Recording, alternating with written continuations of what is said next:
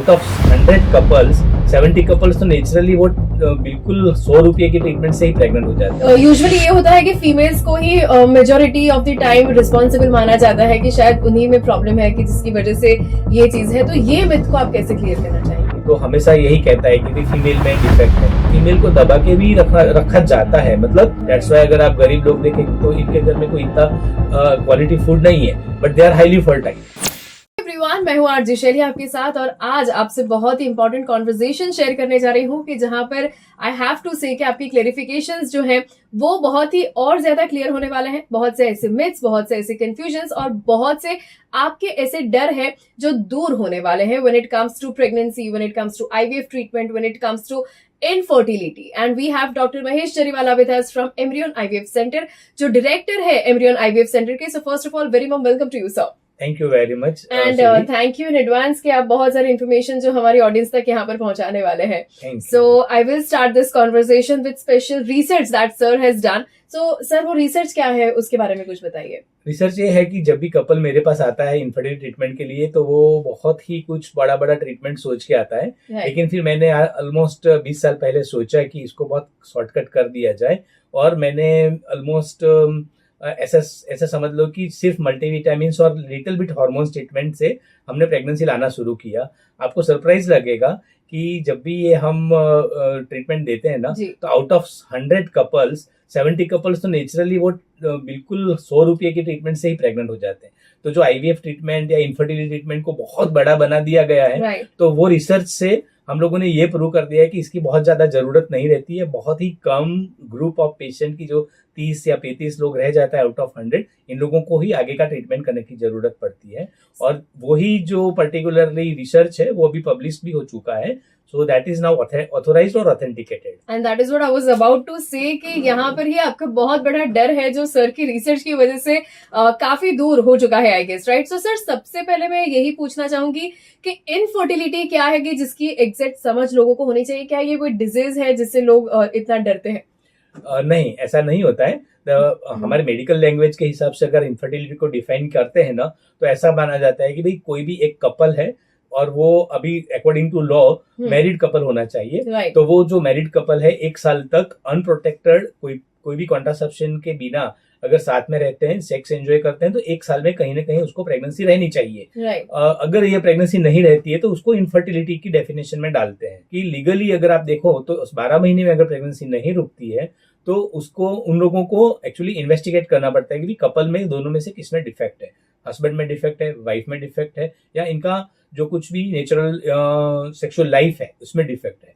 तो according to that कि भाई 12 महीने की अनप्रोटेक्टेड सेक्स के बाद बच्चा न रहे तो उनको जो इन्वेस्टिगेटिव फेज में से पास होना पड़ता है। एब्सोल्युटली। और जब भी इनफर्टिलिटी की ट्रीटमेंट की बात आती है, सो इंडिया में what are the percentage of occurrence if I ask? And usually ये होता है कि फीमेल्स को ही majority of the time responsible माना जाता है कि शायद उन्हीं में प्रॉब्लम है कि जिसकी वजह से ये चीज है, तो ये मिथ को आप कैसे क्लियर करना चाहेंगे?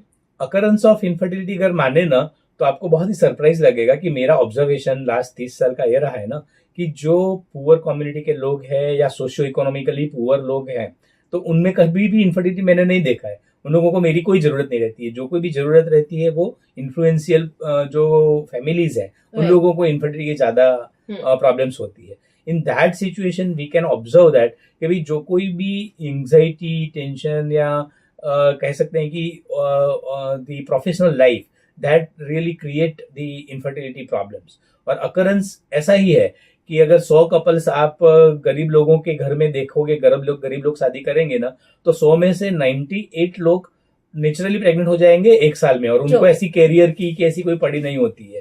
तो वहां पे इनफर्टिलिटी का कोई प्रॉब्लम हमने देखा नहीं है। और दूसरी जो प्रॉब्लम जो हम बात करते हैं कि भाई इन्फ्लुएंशियल, तो इन्फ्लुएंशियल जो कपल्स होते हैं, जो 100 कपल्स होते हैं ना, तो उसमें से मोर देन 50 कपल्स 1 साल के बाद जरूर न जरूर आते हैं इन्वेस्टिगेशन के लिए या जानने के लिए कि भाई हमारा बच्चा क्यों नहीं हो रहा है। So this is the occurrence, or we can say that main reason for the infertility. Absolutely. And if I ask that what are those basic causes जो infertility के हो सकते हैं, या फिर अगर उसकी ट्रीटमेंट के बारे में बात करें तो आप क्या कहना चाहेंगे? ठीक है, तो बेसिक अगर रीजन हम जानना चाहें कि कॉज कि भाई ये कपल में क्यों बच्चा नहीं रह रहा है, तो इसको हम 3 पार्ट में डिवाइड करते हैं. One part is a female part, right second part is a male part, right, right और third part is their lifestyle. तो हमेशा यही कहता है कि भाई फीमेल में डिफेक्ट है, राइट. तो this is the myth. Actually ऐसा नहीं होता है. वो फीमेल में भी डिफेक्ट हो सकता है. बहुत सारे रीजंस होते हैं फीमेल में भी, और सेम टू सेम मेल में भी इतने ही रीजंस है कि जो बच्चा ना रहे. और साथ में हम देखेंगे लाइफस्टाइल, तो लाइफस्टाइल में भी इतने ही रीजंस हम आपको जानने को मिलेंगे. मैं अभी बताऊंगा कि इतने सारे लाइफस्टाइल रिलेटेड प्रॉब्लम्स है जिसमें बच्चा रहने का चांसेस कम हो जाता है. We can say that infertile couple बन जाते हैं. Right. अब हम फीमेल की बात करें ना, तो बहुत बेसिक कॉज ये होता है कि हार्मोनल प्रोफाइल. जब भी आप बहुत ही इन्फ्लुएंशियल फैमिली में से हैं तो आपका खाना भी बहुत ही इन्फ्लुएंशियल होता है, प्लस आपकी लाइफस्टाइल ऐसी True. होता है. और बहुत सिंपल ऑब्जर्वेशन में बताऊं कि हमारी जो लड़कियां होती है ना, कि फीमेल जो बचपन से हम बड़ा करते हैं ना, तो उसको हमेशा ये कहा जाता है कि लड़के की तरह बन के दिखाओ, लड़के की तरह बन के दिखाओ. हम कभी ऐसा नहीं बोलते हैं कि भाई लड़की की तरह बन के दिखाओ. तो दैट इज द रीजन कि इसकी जो हार्मोन प्रोफाइल है ना, वो बिगड़ जाती है कहीं ना कहीं. तो that is also most common reason, hormonal profile, male dominance hormonal profile. तो कई बार नहीं बोलते हम लोगों की पीसीओडी है इसलिए बच्चा नहीं रह रहा है. तो दिस इज द थिंग कि पीसीओडी क्यों होता है. पीसीओडी इसी वजह से ही होता है कि इनका hormone profile more towards the male है, राइट. तो दैट्स वाई इसका पीरियड भी रेगुलर है. सेकंड थिंग, अभी हम दूसरे रीजंस की बात करें तो फेलोपियन ट्यूब्स देख लो कि भाई फेलोपियन ट्यूब्स में कोई डिफेक्ट है. Third reason, most important reason is the ovulation normal नहीं हो रहा है. अब ओव्यूलेशन नॉर्मल नहीं होने का मेन रीजन ही लाइफस्टाइल है. अगर आपकी स्ट्रेसफुल लाइफस्टाइल है, अगर आपका खाना प्रॉपर नहीं है. प्रॉपर खाना का मतलब ये नहीं है कि भी बहुत अच्छा खाना नहीं होना भी अच्छी बात होती है कई बार, as far as the infertility is concern. That's why अगर आप गरीब लोग देखें तो इनके घर में कोई इतना क्वालिटी फूड नहीं है, but they are highly fertile. लेकिन गरीब घरों के अंदर फीमेल को दबा के भी रखा जाता है. मतलब जब भी आप फीमेल को ग्रोन अप करते हो ना, तो उसको फीमेल की तरह ग्रोन अप करो, नॉट लाइक अ मेल. सो ऐसी कंडीशन में इसकी हार्मोन प्रोफाइल मतलब कंफ्यूज हो जाती है उसके बॉडी में. भगवान ने ऐसा बनाया है, राइट. तो same to same male partner में भी होता है कि भाई मेल पार्टनर का भी आप देखो तो स्पर्म काउंट प्रॉपर नहीं होता है, इसका टेस्टिकुलर जो फंक्शन होता है वो प्रॉपर नहीं होता है. मेल पार्टनर में भी हार्मोन्स का इश्यू होता है. मेल पार्टनर का भी वेट गेन का इश्यू होता है. तो ये सब चीजें हम कॉज ऑफ इनफर्टिलिटी में फाइंड आउट करते हैं, और फाइंड आउट करने के बाद में उसका प्रॉपर ट्रीटमेंट करते हैं. और रही बात लाइफस्टाइल की, तो लाइफस्टाइल भी ऐसा ही होता है कि जब भी एक इन्फ्लुएंशियल कपल होता है तो उसके पास इतना टाइम नहीं होता है कि जब भी ओव्यूलेशन का टाइम हो या ऐसा कोई टाइम हो, तो भगवान ने एक्चुअली हमारा बॉडी ऐसा बनाया है कि भाई जब भी फीमेल को ओव्यूलेशन का टाइम होता है ना, तो they always demand the sexual relationship, right.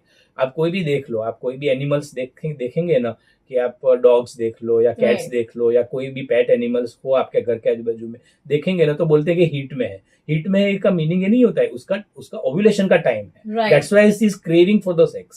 Same to same human being में भी है. लेकिन हमारी लाइफस्टाइल की वजह से, हमारे ब्रेन की वजह से, हमने एक्चुअली हमारी लाइफ ऐसी बना दी है, हम इंटरफियर करते हैं हमारे खुद के थॉट पे. तो कभी आज तो मेरे पास टाइम नहीं, आज मैं थक गई हूँ, आज मेरे को सेक्स नहीं करना है.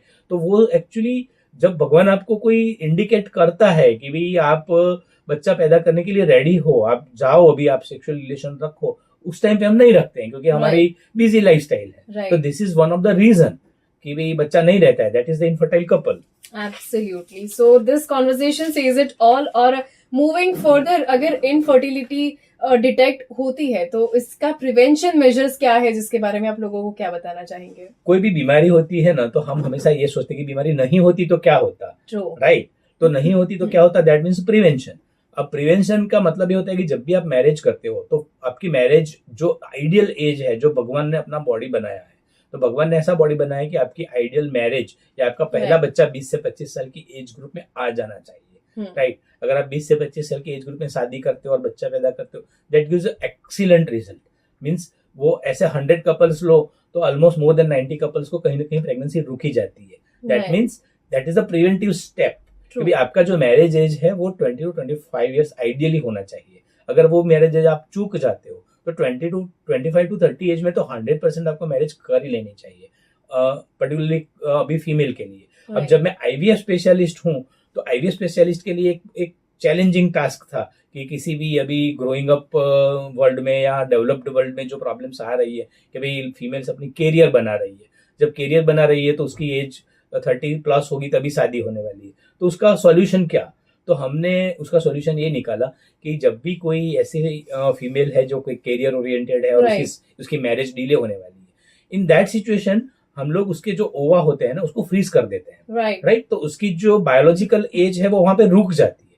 सपोज कोई भी अभी एक सेलिब्रिटी मेरी मुंबई की ब्रांच में हमने उसका ओवम पिकअप किया था ऑलमोस्ट 10 साल पहले, और उसका ओवा हमने फ्रीज कर दिया था। उसके बाद 10 साल के बाद बॉलीवुड सेलिब्रिटी थी वो, तो उसने अभी शादी की, और शादी करने के बाद में हमने वही ओवा यूज करके उसको प्रेगनेंसी भी दे दी। तो नाउ सी इज 38, हमने 28 पे उसका ओवा फ्रीजिंग किया था, जब वो she was unmarried and she was Right. Career Right, oriented, right. Right? तो now she is 38 but she got the pregnancy very easily. Right. Why? Because her biological age was blocked Freezed. at that time, True, freezed true. at that time. And that is the one of the advancement in medical science. True. कि आपकी जो biological age है हमें कहीं ना कहीं store कर देते हैं. True. And after 35 या 40 years, when you get married or when we are ready for the baby, we can give the baby. And this is that. Absolutely.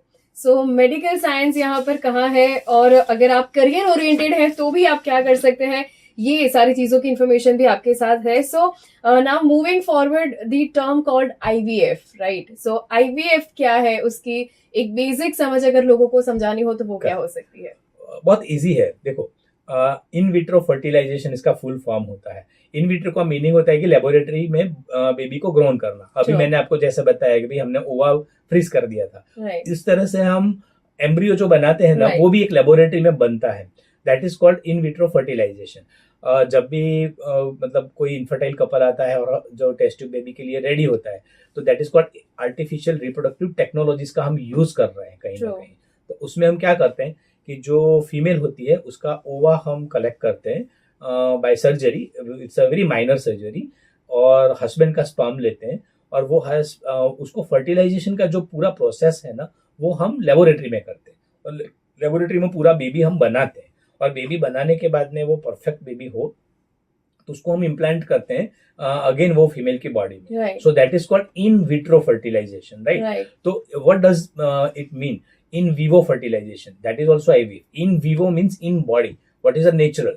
So natural means what? कि whenever you are having a sexual relationship at the time of ovulation, तो जो ओवा है ना वो fallopian tube में रहता है, और स्पर्म जो होता है वो ट्रैवल करके यूट्रस को ट्रैवल करके फेलोपियन ट्यूब में फर्टिलाइज होता है. Right that is called in vivo fertilization, right right? That is inside the body, right? Body के अंदर जो बच्चा बनता है, मतलब ऐसा बोल सकते हैं कि भगवान ने जो डिवाइस बनाई है ना, तो उसमें ऐसा होता है कि first day of the life of the baby it creates in the fallopian tube. True And here in case of in vitro fertilization, it creates in the laboratory. Sure. That is a difference. Okay. So यहाँ पर I think बहुत बड़ा confusion कह लीजिए या myth कह लीजिए कि आपका डर कह लीजिए when it comes to IVF, उसके बारे में शायद इन सिंपल लैंग्वेज डॉक्टर ने हमें बहुत अच्छी बात समझाई है. सो इंडिया में what is the success rate of IVF if I ask? India में नहीं, अभी तो अंडर रिसर्च है बहुत कुछ, इसलिए जो सक्सेस रेट है वो डेफिनेटली बहुत ही कम है. कुछ लेबोरेटरी का सक्सेस रेट 20% भी है, कुछ लेबोरेटरी का 35% भी है, राइट कुछ लेबोरेटरी का 55% भी है, लेकिन 55% से ज्यादा किसी का भी नहीं है. If we consider that there is an indicated IVF, right right? There Right. are so many non-indicated IVF. That is called lifestyle IVF. Right Lifestyle IVF means what? कि the couple doesn't have enough time to have Right. a copulation. Suppose Right. in that scenario, what we do is that is called non-indicated IVF. और non-indicated IVF में success rate is more than 80%. Okay. Right? So these are the group of the patients. Absolutely. So यहाँ पर success rates क्या है ये भी पता है. And before I and this conversation doctor, I would want कि आप जो भी मैरिड कपल्स हैं कि जो आईवीएफ ट्रीटमेंट के थ्रू या नेचुरली प्रेगनेंसी के थ्रू अपनी फैमिली को एक्सपैंड करने के प्लान्स में है, तो उन्हें आप क्या एडवाइस देना चाहेंगे?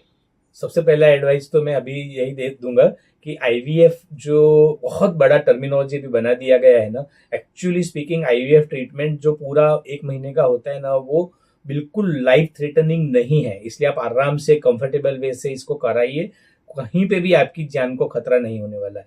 प्लस जब भी वो बहुत सारे इंजेक्शंस की बात आती है, तो अभी जो इंजेक्शंस जो बना दिए गए हैं ना कंपनी ने, पर्टिकुलरली अभी ये गुफिक कंपनी का कैंपेन चल रहा है, तो मैं ये बताना चाहता हूँ कि बहुत सारे इंजेक्शंस अब ऐसे डिजाइन किए गए हैं ना कि पेशेंट को पेन भी नहीं होता है, कि इंजेक्शन लगा दिया लेकिन महसूस भी नहीं हुआ कि इंजेक्शन का Right. प्रिक हुआ, राइट। तो ऐसे ऐसे ड्रग्स भी अभी आ गए हैं।